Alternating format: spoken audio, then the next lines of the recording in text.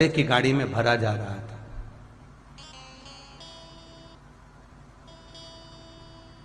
और विचार करो, 10 दिन पूजन करे हो और बाद में कचरे की गाड़ी में भेज देते हो तो तुमको उसका फल मिलेगा।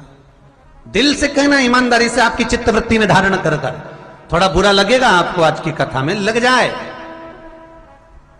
लगे तो, पर भगवत भजन करने तुमने 10 दिन उसका पूजन करा, 10 दिन तुमने स्मरण करा, 10 दिन आपने उनका नाम जाप किया और फिर उसको भर कर कचरे की गाड़ी में भेज दिया। ये कहां की रीत है? बहुत ध्यान देना। शिव महापुराण ये नहीं कहती, गणेश पुराण ये नहीं कहती कि तुम इतना बड़ा गणेश बिठाओ। गणेश पुराण ये नहीं कहती कि तुम बहुत बड़े गणेश जी बिठाओ।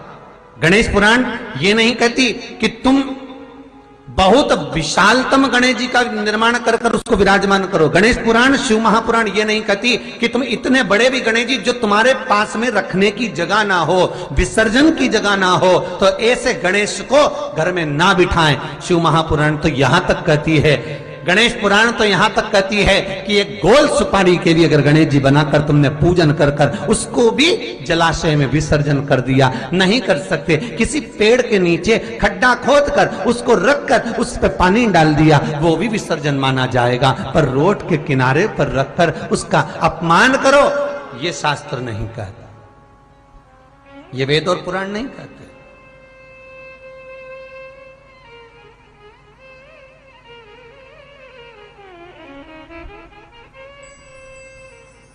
कहीं भगवान गणेश जी को मोटरसाइकिल पर बिठा रहे हो, कहीं भगवान गणेश जी को ऑटो पर बिठा रहे हो। उनकी मूर्ति बनाने वाला मूर्ति बनाता है तो कहीं ऑटो पर बना रहा है, कहीं मोटरसाइकिल पर बना रहा है, कहीं भगवान गणेश जी बुलेट चला रहे हैं। यह भगवान का अपमान है, ये भगवान का अपमान है। अरे कितनी विशेष बात, कितनी विशेष बात शिव महापुराण के कौमार खंड में लिख दी श्री वेदव्यास जी ने। शिव महापुराण के कौमार खंड में श्री वेदव्यास जी लिखते हैं, वेदव्यास जी वर्णन करते हैं कि जिसके घर में भगवान गणेश की नृत्य की मूर्ति लगी रहती है, उस घर में जितने भी परिवार के लोग रहते हैं वो कहीं ना कहीं 24 घंटे काम में लगे रहते हैं, पर उनको शांति रत्ती भर की नहीं मिलती है। यहां तक का व्याख्यान शिव महापुराण करती है महाराज।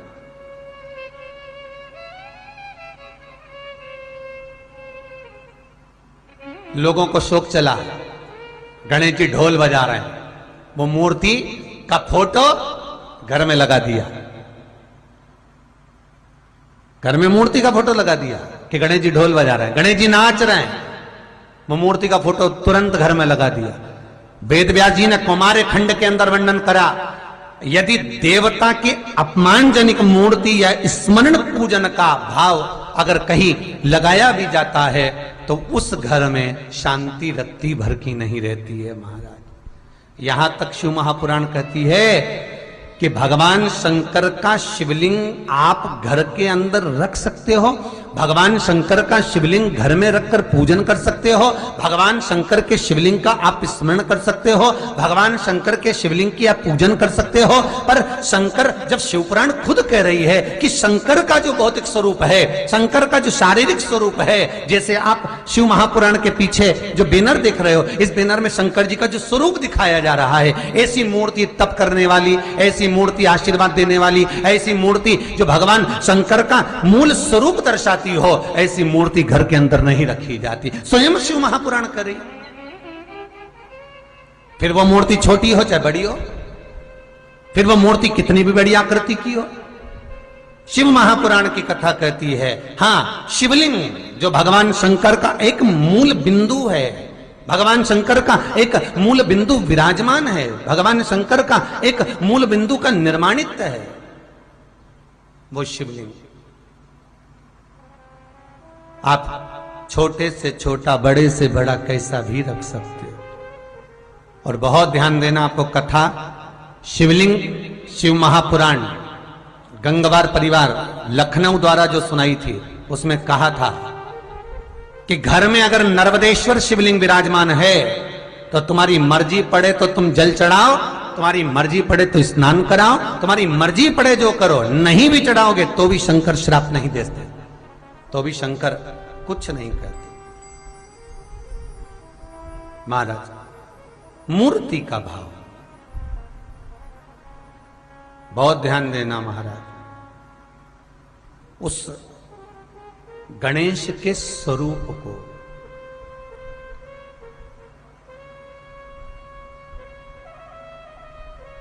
कल एक प्रश्न किसी ने व्हाट्सएप पर भेजा, बहुत सुंदर प्रश्न है, जिसने भी भेजा है बहुत सुंदर प्रश्न। वो प्रश्न गुरुजी, जैसे भगवान विष्णु, शिव, ब्रह्मा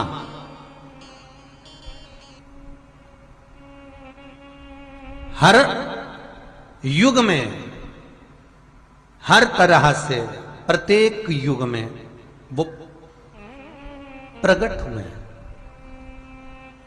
और प्रत्येक युग में उनका स्मरण हुआ। क्या श्री गणेश जी महाराज हर युग में हैं?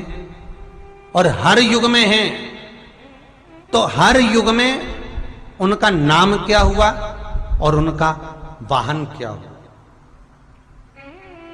प्रत्येक युग में। बहुत सुंदर प्रश्न बेटा आपका।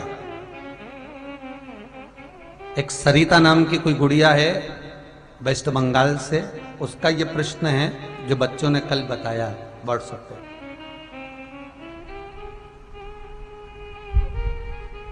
बहुत सुंदर प्रश्न है बच्ची। क्या गणेश जी हर युग में है? क्या गणेश जी का हर युग में कौन सा वाहन हुआ? क्या नाम पड़ा उनका हर युग में? भाई, शिव महापुराण की कथा कहती है सतयुग में जो गणेश जी थे, सतयुग में जो गणेश जी महाराज का पूज्य भाव था, सतयुग में जो गणेश जी की पूजन होती थी, भगवान गणेश जी का उस समय वाहन था सिंह, शेर, और उनका नाम था विनायक। बहुत ध्यान से सुनना, श्री गणेश शिव महापुराण की कथा चल रही है, बहुत दिल से सुनिए उसको। शायद जो प्रसंग निकल जाता है वो वापस नहीं मिल पाता।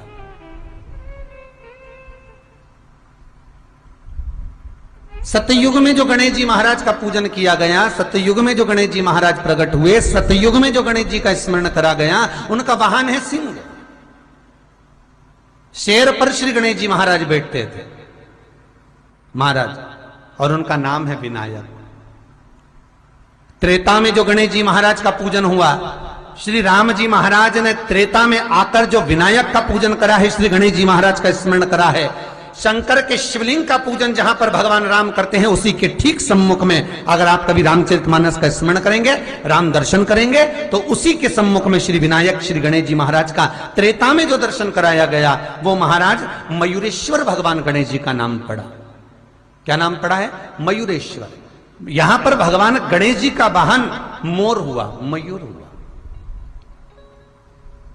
इसलिए गणेश जी का एक नाम होता है मयूरेश्वर भगवान गणेश, मयूरेश्वर विनायक भगवान गणेश। तीसरा वर्णन आया द्वापर में। द्वापर में भगवान श्री गणेश जी का नाम गजानंद हुआ और इनका वाहन चूहा हुआ। श्री गणेश जी महाराज का नाम गजानन, द्वापर में उसको गजानन कहा गया। भगवान कृष्ण जब द्वारका में प्रवेश करते हैं, भगवान कृष्ण जब द्वारका में जाते हैं, आप सबने कथा सुनी होगी,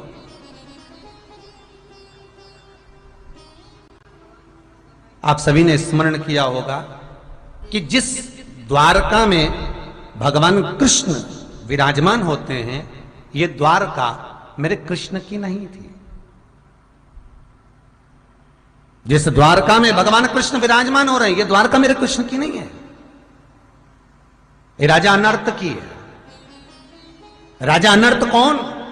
वो अनर्थ जिनके पिता एक बार अपने बच्चों को अपनी प्रॉपर्टी का हिस्सा कर रहे थे, जायदाद बांट रहे थे,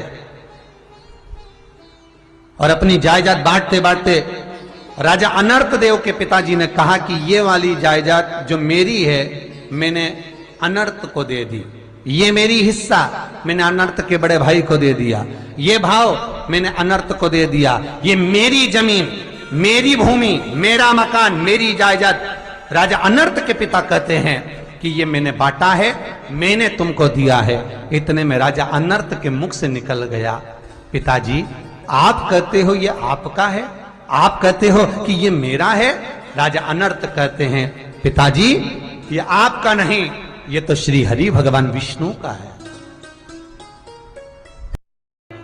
जब घोर कलयुग आएगा, हर जगह पर हाहाकार मच जाएगा, मनुष्य की आकृति छोटी होती चली जाएगी, मनुष्य की आकृति बहुत छोटी होती चली जाएगी, तब भगवान श्री गणेश जी महाराज स्वयं ध्रुमकेश होकर घोड़े पर विराजमान हो जाए। बहुत सुंदर भाव है महाराज।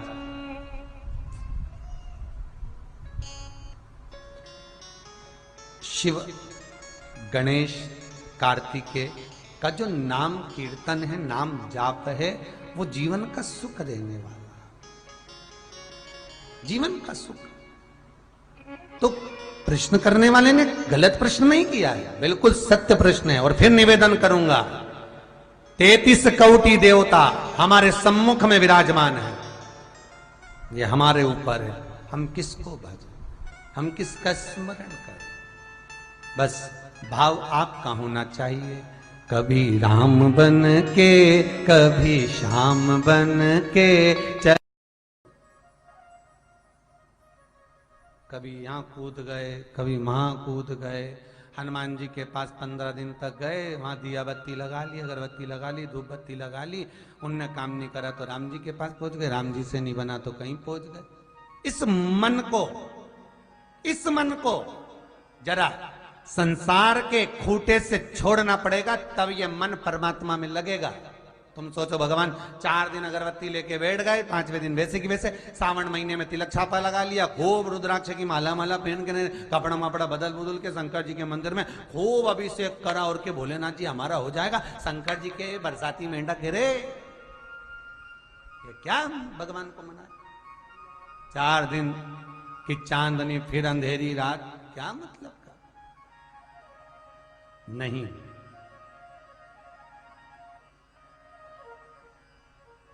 भगवान से जो प्रीत लग जाए, भगवान से जो रम जाए। मौर्य गोस्वामी, क्या नाम है? मौर्य गोस्वामी, कर्नाटक के एक छोटे से गांव में मौर्य गोस्वामी रहते थे। कर्नाटक के छोटे से गांव में